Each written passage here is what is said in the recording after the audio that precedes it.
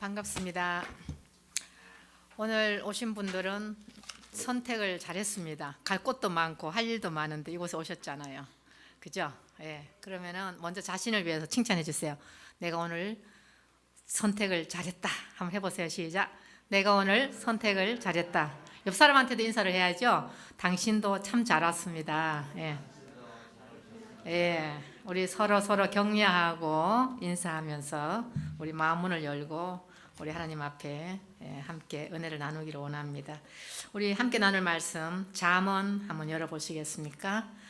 잠언서 18장 21절입니다. 구약성경 929쪽인데요. 저 책에는 잠언 19장 21절 말씀입니다.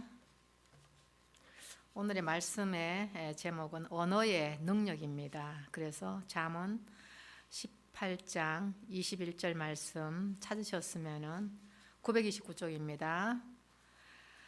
21절 말씀 한 목소리로 우리 함께 읽겠습니다. 죽고 사는 것이 혀의 권세에 달렸나니 혀를 쓰기 좋아하는 자는 그 열매를 먹으리라. 그리고 그 뒤에 1029페이지 이사야서 50장 4절도 한번 볼까요? 이사야서 50장 4절 말씀.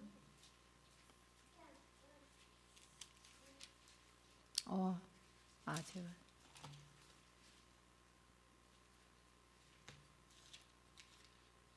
네, 50장 4절 말씀 한 목소리로 함께 읽겠습니다.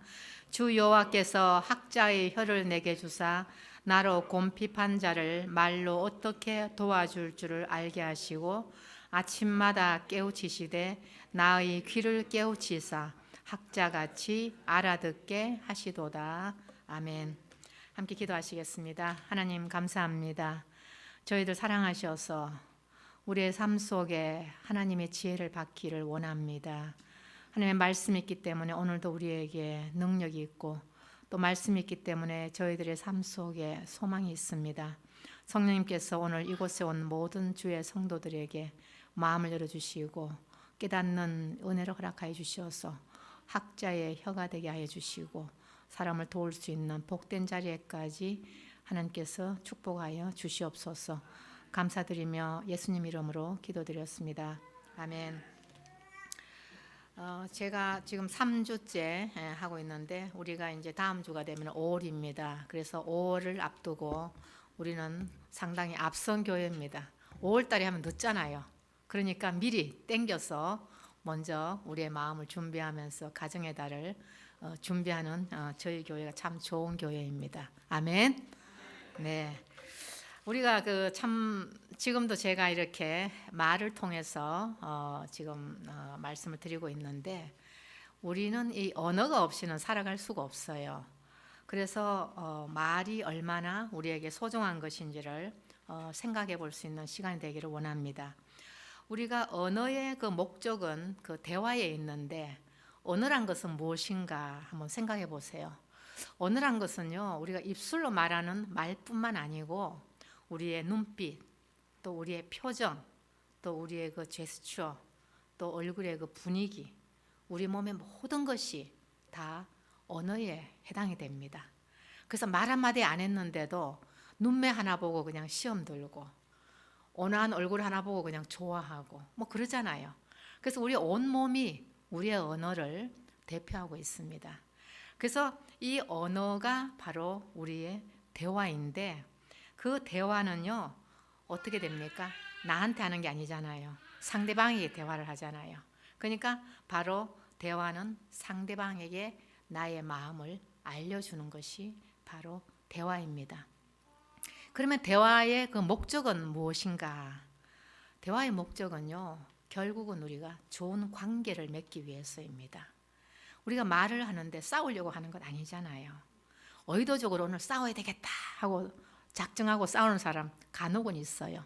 그건 갑자기 된 게 아니고 지난번에 어떤 것이 그 사람을 섭섭하게 만들었기 때문에 그런 일이지 결코 우리가 가만히 있는데 상대방을 싸우고 상대방과 그냥 이상한 말을 거는 것은 아니거든요. 우리가 이렇게 같이 어우러 사는 것은 서로 좋은 관계를 가지고 살고 싶어서 우리가 함께 한 교회를 섬기면서 이곳에 모였습니다. 또한 우리가 다 결혼을, 지금 이곳에 계신 분 다 결혼을 하셨는데, 결혼하는 목적이 뭡니까? 결혼을 하는 것은 더 좋은 삶을 살고 싶잖아요. 사랑하는 사람하고 함께 있고 싶어 하잖아요. 그래서 결혼을 하거든요. 제가 지난번에 그 TV를 한번 봤더니 어떤 사람이 너무 좋아서 결혼을 했어요. 했는데 이 남자가 일밖에 몰라요. 그래서 일을 하느라고 한 번도 부인하고 대화를 한 번도 안 해. 결혼하는 그 순간부터 일에만 매달려 있더라. 그래서 얼마나 힘이 들었던지 그 사람을 데리고 TV에 나왔더라고요. 그게 진짜 고민인가 뭐 그걸 검진하러 나왔더라고요. 그러는데 그 사람은 그곳에 나와 있는 시간도 아까워하더라고요. 그 시간도 제대로 안 들어요. 머릿속에는 일만 생각하고 있어요. 그러니까 대화가 안 되니까 이 부인이 너무 답답해서 살 수가 없어가지고 그 많은 사람들 앞에 나왔는데 거의 다 그 사람이 문제가 있다고 그렇게 평가를 할 정도로 그 사람은 말을 하지 않아요. 일에만 몰두하고 일에 중독이 걸려가지고 일만 하고 있더라고요. 그러면서 당연히 그래서 결혼 왜 했느냐 그랬더니 같이 살려고 했다 그러더라고요. 근데 결혼하고 왜 말을 안 하고 그렇게 일만 하냐. 부인이 아무리 말해도 그 말을 안 들어주는 거예요. 그냥 내가 빌딩을 하나 살 때까지 나는 오로지 일한다 이렇게 생각하고 살더라고요. 그래서 참 사람은 자기 생각대로 살아가는 것 같아요. 그래서 우리의 인간관계, 결혼이란 것은 우리가 다 누구나 다 행복하고 싶어서 결혼하잖아요. 그리고 누구보다도 자기 가정만큼은 가장 좋은 가정, 아름다운 가정을 만들어 가기를 원하는 것이 다 모든 사람의 소망입니다. 그럼에도 불구하고 우리가 서로 성숙하지 못하기 때문에 가정에서 불화도 일어날 수 있고 아픔도 있을 수 있고 어려움도 겪을 수 있고 그렇게 되어 있습니다. 그래서 오늘은 언어에 대해서 한번 나눠보고 싶어요. 그러면 대화의 그 중요성은 무엇인가? 대화라는 것은요, 아까 말했지만은 서로 자기 자신을 표현하는 수단입니다. 상대방에게 나의 마음을 전하는 거잖아요. 그런데 대화의 그 수단 중에서는 여러 가지 수단으로 분류를 한번 해볼게요. 첫 번째요, 가장 낮은 수준의 대화 방법이 뭔 줄 압니까?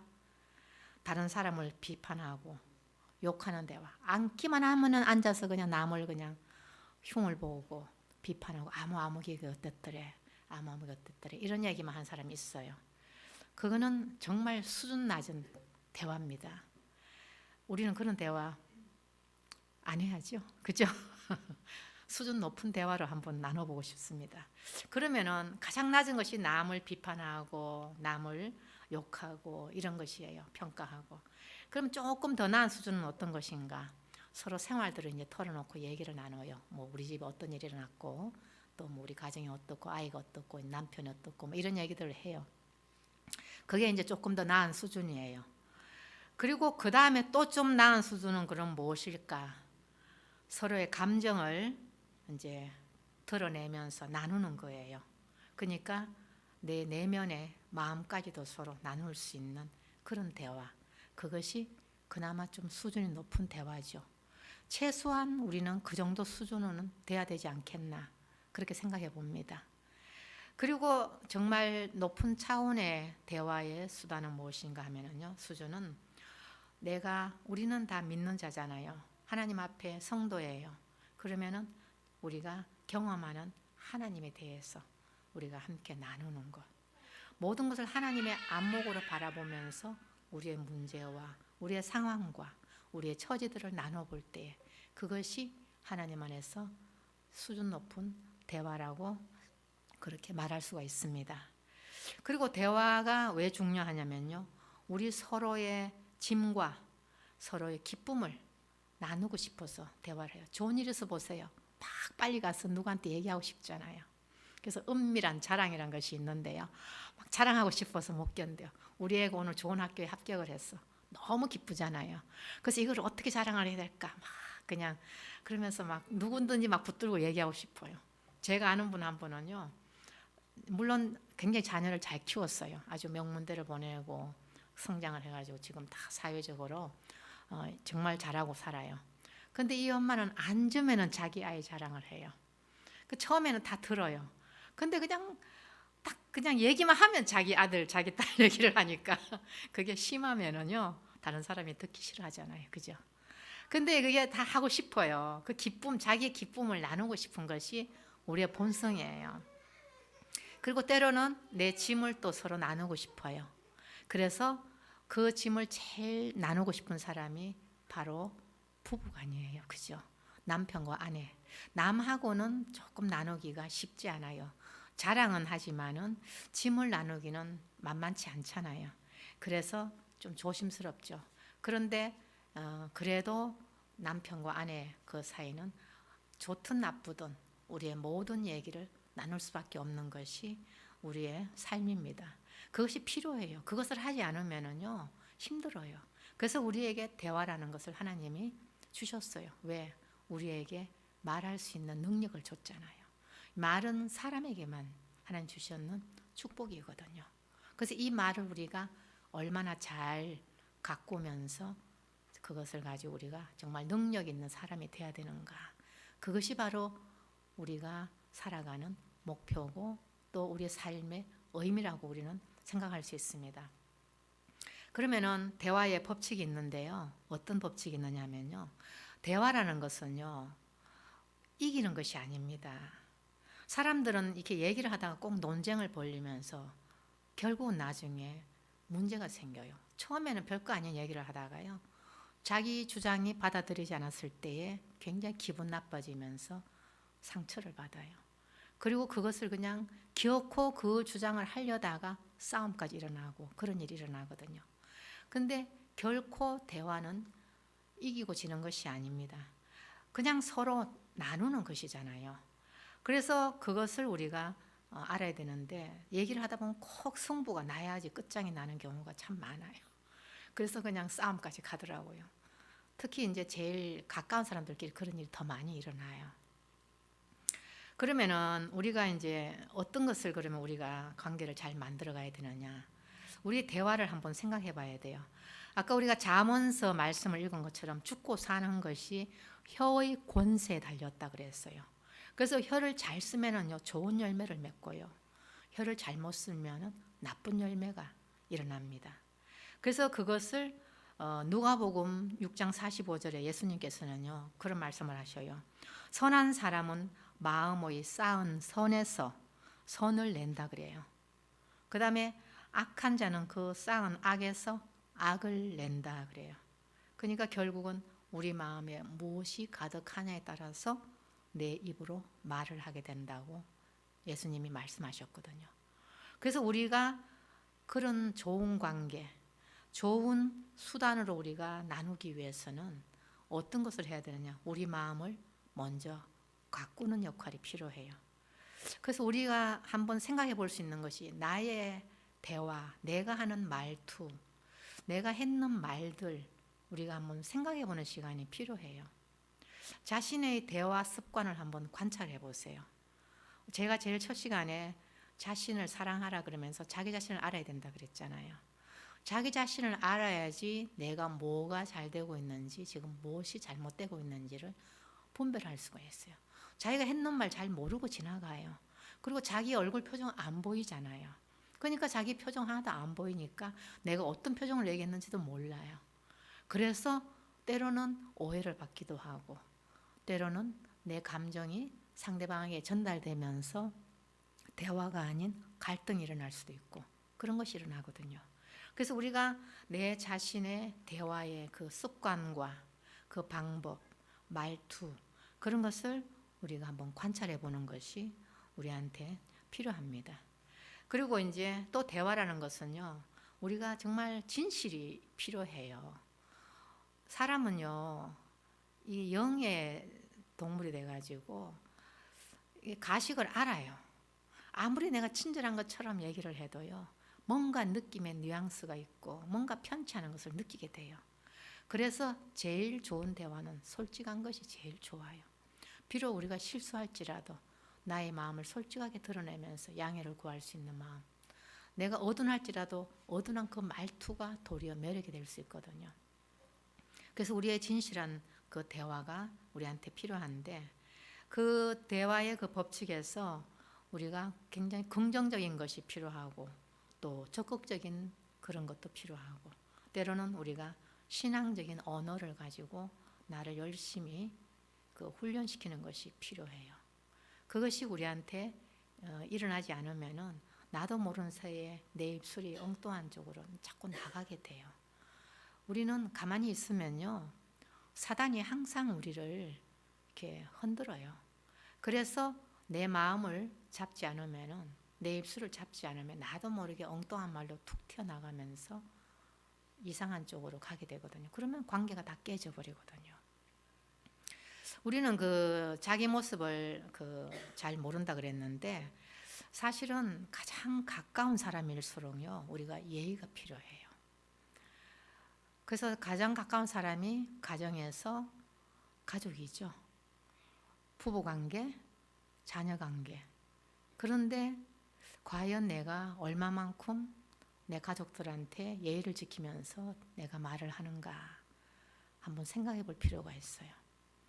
그래도 남편과 아내의 사이는요, 조금 나아요. 왜냐하면 반응이 금방 들어오기 때문에 조금 나아요. 잘못하면 내가 당하잖아요. 잘못하면 내가 그냥 당장에 그냥 그 열매를 내가 받거든요. 그런데 우리가 가장 무례한 것이 바로 자녀들이에요. 자녀들한테 말을 참 함부로 하거든요. 그래서 그 대화하는 그 말투, 그것이 우리가 필요한데 이게 하대를 하다 보면은 나도 모르게 말이 그냥 나가거든요. 그래서 이제 아이들도 이제 엄마 아빠한테 말을 막 이렇게 함부로 하게 될 때 평소에 좋을 때는 웃고 잘 넘어가는데 그게 안 될 때는 화가 벌컥 난다고요. 제가 왜 저래? 너 그 말 어떻게 했어? 무슨 말 했어? 이렇게 딱 나온다고요. 그것은 뭐냐 하면은 그 아이가 특별히 나쁜 뜻이 없을지라도 감정에 따라서 받아들이는 것이 달라지기 때문에 그렇게 될 수 있고 또 때로는 화가 나서 말을 함부로 할 수도 있고 그렇죠. 그래서 제가 이제 저도 아이를 키우면서 어떻게 할까 생각을 해봤는데 제가 일단은 존칭어를 쓰기로 했어요. 아이한테. 물론 제가 아이한테 존칭어 쓰는 건 아니죠.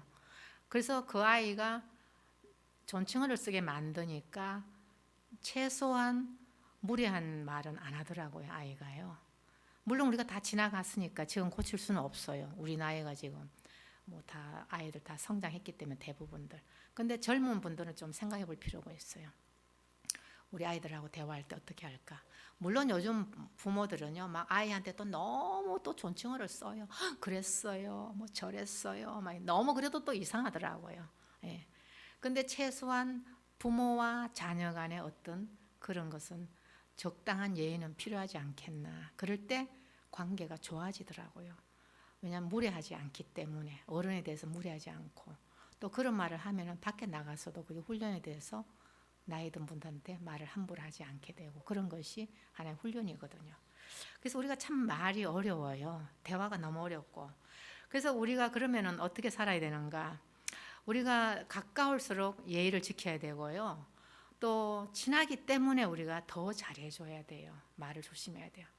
아무리 친한 사람들도 제가 주변에 보면요. 너무너무 가까이 잘 지내다가 말 한마디에 그 관계가 다 깨져 버리더라고요. 그리고 원수처럼 살아요. 너무 아깝잖아요. 그동안 쌓아온 우정, 그 좋은 관계, 그것이 그 말을 함부로 해가지고 다 허물어져 버릴 때 그 아까운 것을 말할 수가 없어요. 교회도 마찬가지예요. 그래서 우리가 정말 친할수록 더 예의를 지키고 친할수록 더 내 말투를 조심하는 것이 오랫동안 우리가 우정을 쌓아가면서 좋은 관계로 살아갈 수 있는 그런 비결이라고 저는 그렇게 생각합니다. 그래서 이제 아이들이 참 살아가면서도 힘들고 우리도 힘들고 뭐 말 때문에 다 상처받고 많이 그래요. 그래서 우리는 언어를 좀 배워야 돼요. 뭐 말 못한 사람 어디 있어요? 다 잘해요. 다 잘하는데 말을 우리가 배워야 되는데 특히 이제 가정에서는 지난번에 제가 말씀드렸잖아요. 부부 간에 그 욕구가 서로 다르다고 그랬거든요. 욕구가 다르다는데 복습을 제가 한번 하면은 남성들은요 원하는 것이 칭찬을 원합니다. 아내들한테. 또 집에 들어오면 편안하게 쉬고 싶어 해요. 이거는 이제 조사로 나왔기 때문에 100%는 아니지만 대부분이 그렇다는 거예요. 그 다음에 특히 남성들은 굉장히 성적인 만족감을 원해요. 그리고 아내가 매력적인 아내가 되기를 원하고, 그리고 함께 어울리기도 원합니다. 그런데 여자는 다르다 그랬죠. 굉장히 안정된 삶을 원해요. 그리고 가족에게 남편이 헌신해 주기를 바랍니다. 그리고 나한테도 좀 애정 표현을 해주기를 원해요. 그리고 대화하기도 원하고, 또 남편이 내한테 솔직해 주기를 원하고. 그래서 지난번 우리가 나눈 것처럼 똑같은 것이 하나도 없어요. 그러니까 그냥 같이 살면서 힘들어요. 저도 그래요. 저도 뭐 제가 이렇게 한다고 해서 집에 가서 완벽합니까? 안 그래요. 감정이 그냥 올라오면 저도 모르게 그냥 불쑥불쑥 튀어나오거든요. 우리 얘기 좀 해드려야지. 얼마 전에 이제 최근에 일어난 얘기인데, 그날 기분 좋게 그냥 파악에 가서 걸음 걷고 잘 걷고 산책하고 차를 타고 이제 오는데, 제가 그냥 그때 막 어깨가 너무 아팠어요. 이상하게 막 제가 이제 디스크가 있다 보니까 그때 막 그냥 불편하더라고요. 많이 불편한데 어떻게 할 수가 없어서 이제 왜 이렇게 어깨가 왜 이렇게 불편한지 모르겠다고 제가 이제 그런 얘기를 했어요. 그랬더니 그럼 빨리 병원을 가. 그래서 내가 그냥 병원은 무슨 병원, 좀 생각해봐야지. 이제 이러면 대화가 몇 번 왔다 갔더니 벌컥 화를 내면서 아프다면서 병원도 안 가고 쓸데없는 소리만 하고 있다고. 그러면 다시는 내한테 그런 말 하지 마 하고는 그냥 엑셀라이트를 확 밟더니만은 뭐가 됐겠어요? 스피드 티켓 먹었어요. 그게 남자와 여자의 차이예요. 남자는 나를 알아, 여자는 그게 하나의 내 마음을 알아달라는 것이지 누가 병원 갈 줄 모르는 거 아니잖아요. 그런데 꼭 우리 남편은 말만 하면요 처방을 해준다니까요. 병원 가, 이렇게 저렇게. 그게 또 남편이에요. 그게 남자의 본성이거든요. 거기에서 이제 서로 안 맞기 시작하는 거예요. 그래서 우리가 살아가면서 정말 대화가 안 통해 답답해 하는 것이 바로 그거예요. 대화의 방법이 다를 따름이거든요. 그래서 우리가 그거를 알고 있으면은 그나마 그래도 좀 이해를 할 수 있는데, 저 남자는 맨날 저래, 저 마누라는 맨날 아프다 그러면서 쓸데없는 말만 하고 있어, 이렇게 나간다니까요. 그래서 우리가 대화는 바로 꼭 말을 안 해도 상대방에게 우리가 어떻게 이해해 주느냐가 바로 그게 사랑의 언어거든요. 우리가 랭귀지를 꼭 말로 하는 것이 아니고 우리가 어떻게 상대방을 별을 하느냐에 따라서 그게 바로 사랑의 언어인데, 우리가 그거를 이제 사랑의 언어 유명한 게리 체프만이라는 사람은요 5가지를 그렇게 말을 해요. 인정하는 말, 함께하는 시간, 선물, 봉사, 육체적인 접촉, 이렇게 나오는데 다 조금씩 이제 다른데, 이제 심플하니까 제가 게리 체프만의 말만 가지고 생각을 해보면은요, 우리가 살아가면서 사실 물어보면요, 내가 아내를 사랑 안 하는 사람 누가 있겠으며 내가 남편 사랑하는 사람 누가 있겠느냐고 다 말할 수 있어요. 지금까지 살아오셨잖아요. 이혼 안 하고 사는 것만 해도 기적이라니까요. 그렇게 대화 안 통하는데도 잘 살아왔거든요. 그러면서 많이 이제 서로 티격태격하고 살아오는데, 그게 이제 상대방을 우리가 모르기 때문에 내가 상대방을 위한다고 하는 것이 때로는 그게 거슬리게 되고, 상대방을 도와준다는 것이 도리어 불편하게 되고 이제 그러거든요. 그러면은 예를 들어서 어떤 사람은요 그냥 무슨 날만 되면 선물을 열심히 사줘요. 그 선물을 열심히 사주는데 그것도 사랑이거든요. 사랑을 표현하는 언어라고요. 그게 선물이에요. 그러는데 그 안에는요 그거보다는 아까 그랬잖아요, 물건도 필요하지만은 가족들한테 좀 시간 보내면서 아이들하고도 좀 놀아주고 우리 가정에 좀 시간 보내주기를 원하는 것이 또 아내의 마음이란 말이에요. 그럼 그 물건이 뭐가 대수냐 이렇게 생각을 하는 거예요. 이것만 사오면 못해, 집에서 제대로 하지도 못하면서 이제 이렇게 말을 하는 거예요. 그러면 선물해 온 사람 기분 되게 나쁘죠. 내가 지금 얼마나 큰 맘 먹고 사왔는데 그 누가 세탁기를 사주니까 내가 이 세탁기가 왜 필요해, 지금 내가 필요한 것은 이건데, 이러면서 이제 말이 안 통하는 거예요. 그러면은 또 예를 들어서 이제 섬김을 원하는 사람, 아까 이제 헌신을 원하잖아요. 애정 표현을 원하고 이런 것이 여자가 이제 원하는데 남편들은 또 아내를 잘 모르니까 자기는 나는데 열심히 섬긴다고 성했는데 불편하게 만드는 게 또 있어요. 그러면 그것을 우리가 어떻게 아느냐 하면요. 그 사람이 어떤 애정 표현을 하는데 그 사람이 하는 방법이 그 사람이 좋아하는 거예요. 그걸 아시면 돼요. 대부분 그래요. 선물을 굉장히 사주기를 좋아하는 사람이 있어요. 그러면 그 친구는요, 선물 받기를 좋아한다고 생각하면 돼요. 그럼 나도 그 친구한테 선물을 사주면 거의 맞아요. 그러니까 내가 생각하는 것이 내 생각에서 하기 때문에 상대방을 읽기 전에 내가 원하는 쪽으로 하잖아요. 요즘은 또 뭐 집에 찾아가면 선물 갖고 가는 것도 자기 좋아하는 거 맛있는 거 사간다 그러더라고요. 가서 같이 먹고 싶으니까. 근데 이제 그게 우리가 사랑을 하는 것이 다 언어인데 우리가 말이 아닌 언어로 안 할지라도 몸으로 하고 돈으로 하고 행동을 하고 다 하잖아요. 근데 이제 남편들은 또 그걸 잘 모르고 여자들은 또 아내 남편을 몰라요. 밤늦게 들어왔는데 화가 벌컥 나는 거야. 지금 몇 시야? 하고 이제 이렇게 들어가는 거예요. 솔직히 그 남편이 지금 어떤 상황인지도 한번 확인도 안 해보고 들어오는 사람을 그냥 그렇게 몰아붙였을 때 그쪽 상대방이 얼마나 민망스럽겠어요. 그런데 그냥 그렇게 딱 말하면은 이쪽에서는 또 가만히 안 있죠. 그냥 대받는 거죠. 내가 지금 놀다가 왔어? 일하다가 왔지? 뭐 다 이유가 있어요. 그러면 이제 그날 저녁에 싸우잖아요. 그게 우리가 대화 방법을 몰라가지고 그렇게 돼요. 그래서 언어라는 것은 꼭 말만 하는 것이 아니고 행동과 물질과 모든 것을 통해서 우리가 함께 나누게 돼요. 그러면은 예를 들어서 이제 여기서는 뭐 그런 분이 아무도 안 계시는데 외도를 하는 경우가 생기잖아요. 그러면 도저히 이해가 안 된다 그래요. 아니 저 남편이 어때서 저 여자가 저렇게 외도를 해? 또 저 여자가 어때서 저 남편이 외도를 해? 이래요. 아니 그만한 인물에 그만한 학벌에 그만한 능력에 음식도 너무 잘하는데 그 남편 이상한 여자를 만나가지고 지금 그런데 이렇게 이제 우리 대화를 많이 해요. 왜 그럴 것 같아요?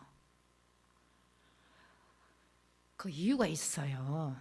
많은 사람들의 외도의 이유는요. 공감을 느끼는 사람을 좋아하게 되어 있는 거예요. 그래서 일반적으로 이제 힘들고 어려울 때 그냥 이제 처음에는요, 뭐 별 얘기 안 하고 지나가요. 그러는데 그쪽에서 나를 이해해 주는 마음이 있단 말이에요. 그 다음에 때로는 또 위로도 해줘요.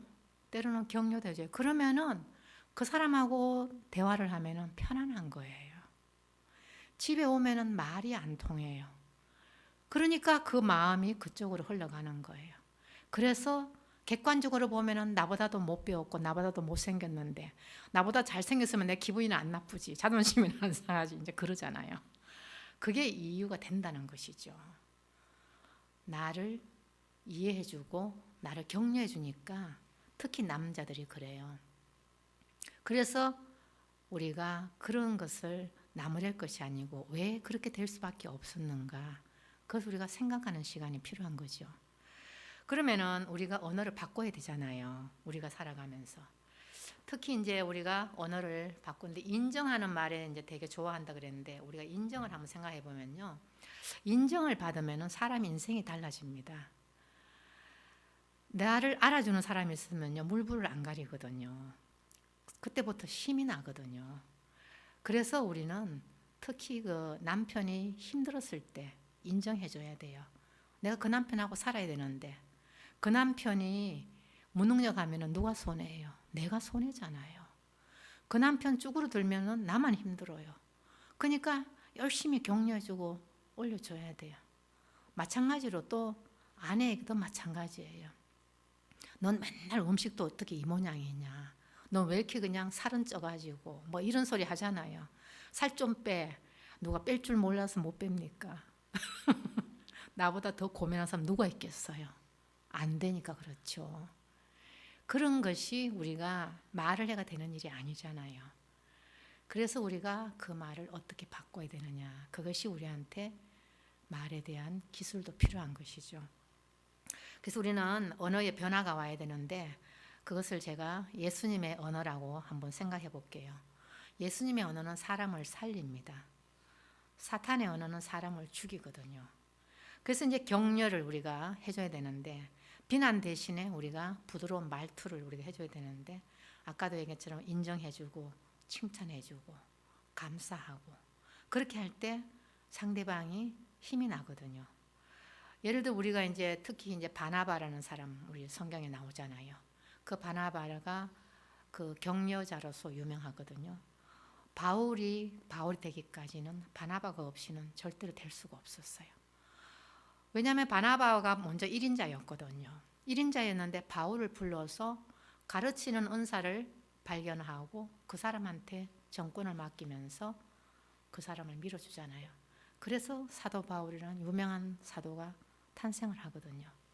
마찬가지로 우리가 사람을 볼 줄 알면은요, 그 사람의 잠재를 우리가 찾아내서 그것을 우리가 인정해주면서 격려를 해주면은 함께 서로 윈윈하면서 성장을 할 수가 있어요. 그래서 우리가 가까운 사람을 우리가 격려하는 것을 굉장히 노력을 해야 돼요. 왜냐하면 단점이 너무 많이 보이기 때문에 그래요. 99가지 우리가 100가지 중에서 90개가 좋아도 10개만 나빠지면요 10개만 그게 눈에 들어온다니까요. 그래서 우리가 살아가면서 장점을 자꾸 찾아야 돼요. 저도 그걸 굉장히 노력을 많이 해봤는데요. 저도 인정받고 싶고 사랑한다는 소리 듣고 싶고 이러는데요. 제가 저를 이제 관찰해 보니까 저 입술에서 그게 잘 안 나오더라고요. 그래서 객관적으로 내가 우리 남편만 맨 그냥 불평을 했거든요. 제가 이제 초창기에. 그래서 그 사람만 맨날 못한다고 불평을 했는데 저를 관찰을 해보니까 나보다 점수가 좋아요. 객관적 점수를 매겨보니까. 그래서 제가 깜짝 놀랐다니까요. 그래서 제가 그 다음부터 제가 말을 바꾸기로 제가 노력을 했어요. 고맙습니다. 사랑합니다. 이 소리를 정말 처음에 안 나와요. 그게 너무 안 나와요.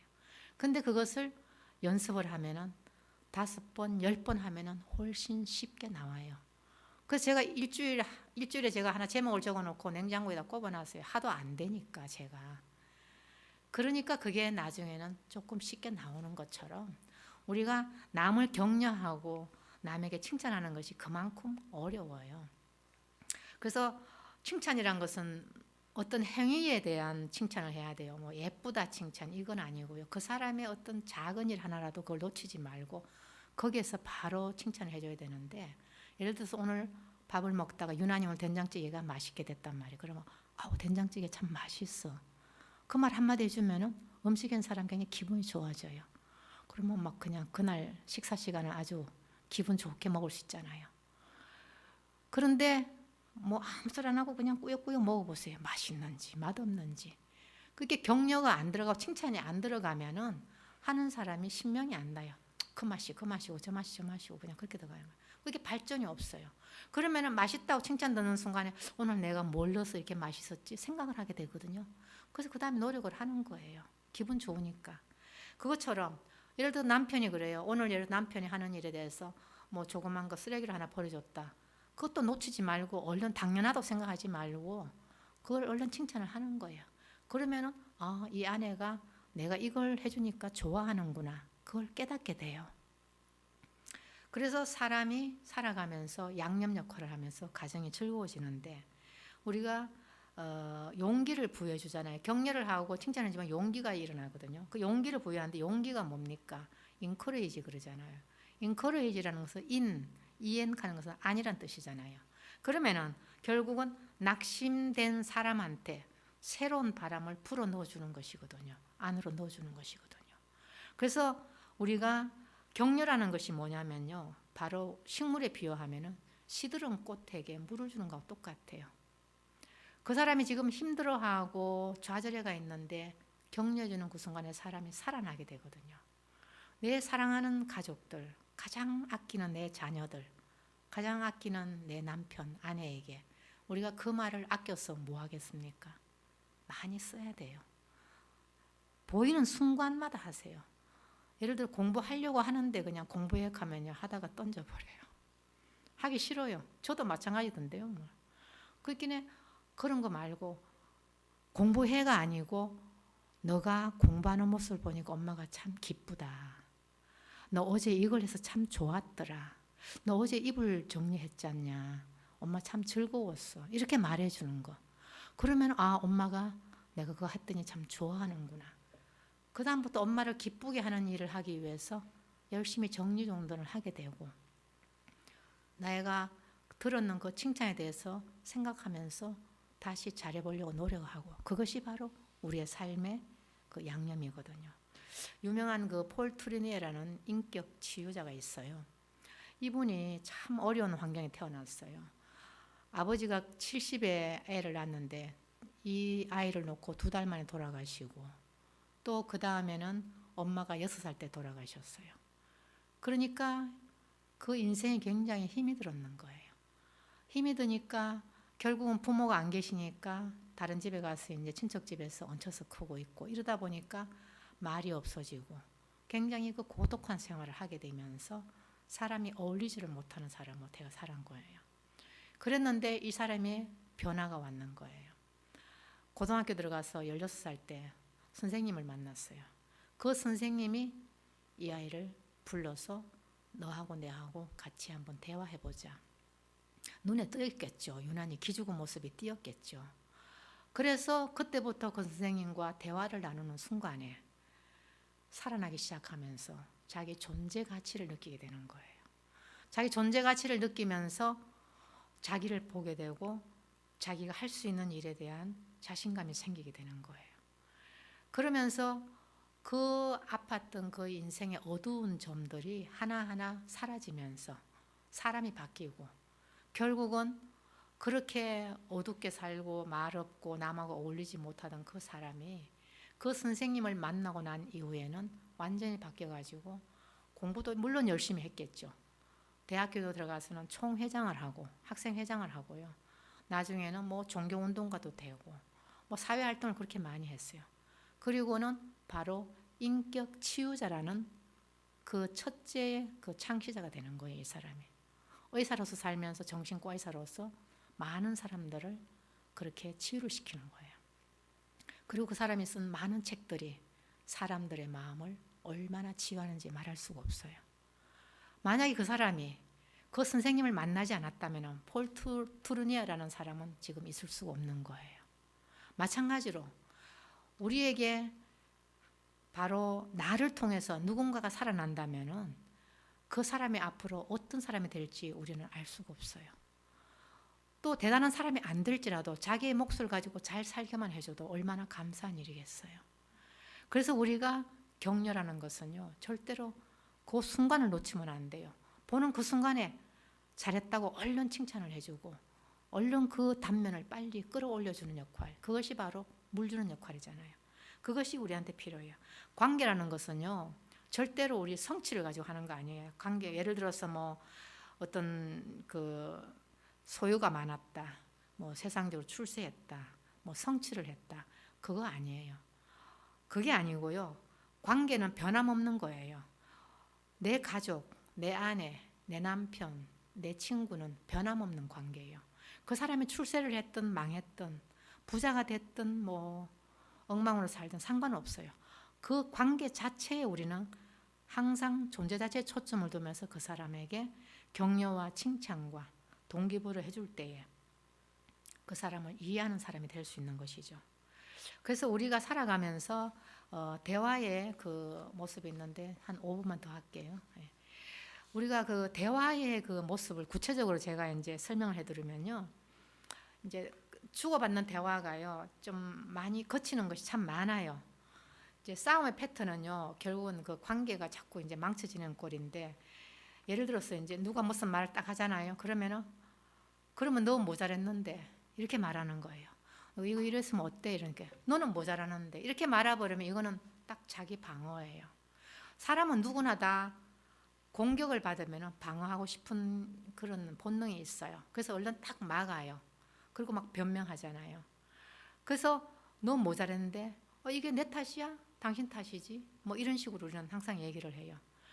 그걸 우리가 하기 전에, 예를 들어서 이제 가정에서 작은 일이 있습니다. 빨래를 미처 못 해놔가지고 필요한 옷을 우리가 찾지를 못해요. 그러면은 갑자기 그냥 막 남편이 옷을 찾고 아이가 옷을 찾잖아요. 준비가 안 돼 있어요. 어떡하겠어요? 그럼 아니 빨래도 안 해놓고 뭐해? 뭐 애 같으면 엄마 왜 빨래 안 했어? 막 이렇게 나온다고요. 그러면 그냥 순간적으로 그냥 화가 벌컥 나는 거예요. 나도 솔직히 내가 지금 요즘 바빴단 말이에요. 응? 그렇게 안 할 이유가 있었다는 거예요. 그런데 그걸 화를 내기 전에 우리가 어떤 말을 해야 되는가? 미안해. 요새 내가 좀 바빴어. 그래서 내가 일주일 동안 빨래를 못했다. 솔직하게 자기를 인정해 주는 거예요. 결과에 대해서 내가 인정을 해주면 그쪽에서 어떡하겠어요. 그거로 끝나죠. 그런데 그걸 가지고 그냥 같이 그냥 아니 그래 살림도 제대로 못해. 그래 나는 못한다. 뭐 이런 식으로 주고받고 하다 보면 그날 이제 끝장나는 거예요. 그게 우리의 대화에 많은 부분이 있어요. 그 다음에 또 이제 어떤 말을 딱 하는데요. 굉장히 그 사람을 경멸하는 말투가 있어요. 실컷 뭐 옆에서 아내가 뭐라고 말했는데 어쭈? 뭐 이런 식으로 표현을 하는 거예요. 아유, 그 쥐꼬리 뭐 잘나기는 뭐 잘나 뭐 이런 말도 하고. 그게요 사람을 얼마나 경멸하는 거예요. 그렇게 하는데 그것을 우리는 호감하고 존중으로 좀 바꿔줘야 돼요. 뭐라 그러면요, 너 주제 파악이나 하시지. 뭐 이제 남편이 아내한테 또 그런단 말이에요. 그러면은 그런 말을 하기 전에 충고해줘서 고마워요. 이렇게 말하면 되는데 그 말이 안 나와. 그냥 딱 그냥 공격이 팍 들어간다니까요. 그러면서 그냥 서로 그냥 경멸하고 방어하고 또 이제 담쌓기라는 말이 있어요. 아유 지겨워 또 시작이야 또 시작이야 또 이런 말을 또 우리가 하게 돼요. 그래야 혼자 실컷 떠들어라 뭐 이렇게.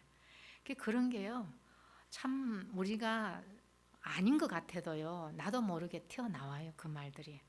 그럴 때는요 우리가 공감을 하는 대화가 필요한 것이죠. 그래서 예를 들어서 야 이제 어른들 이제 막 부모들도 막 싸워요. 너네 엄마는 막 맨날 저래 어째저째 막 이러면 이제 뭐라 그래요.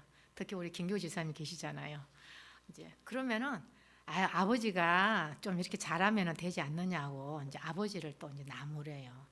근데 예를 들어서 지금 엄마한테 불평을 하고 있는 것은 내가 지금 나무렴을 받고 싶은 거 아니잖아요.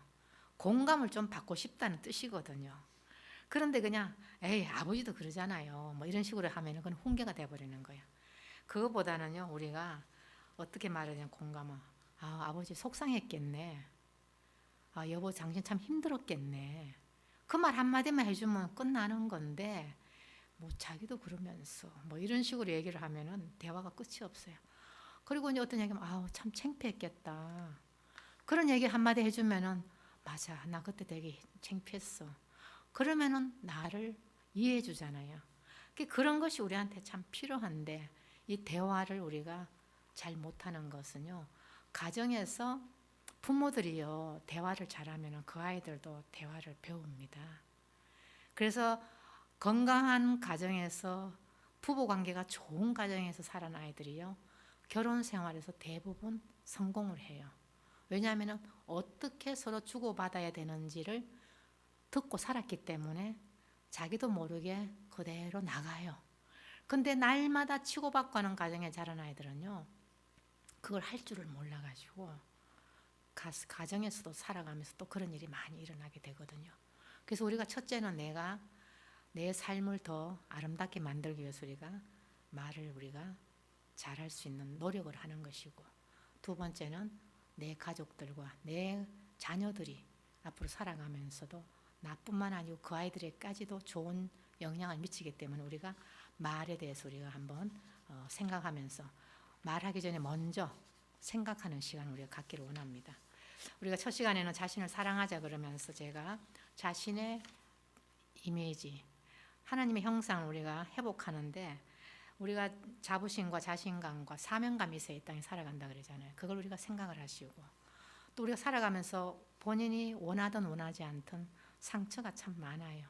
그 상처를 우리가 치유를 해야만 우리가 건강하게 살아갈 수 있는데 그 상처가 많은 가정이 힘들어요. 그래서 그거를 내가 치유하지 않으면 어려워요. 그래서 과거에 얽매이지 말고 현재부터 우리가 잘해 나가면 돼요.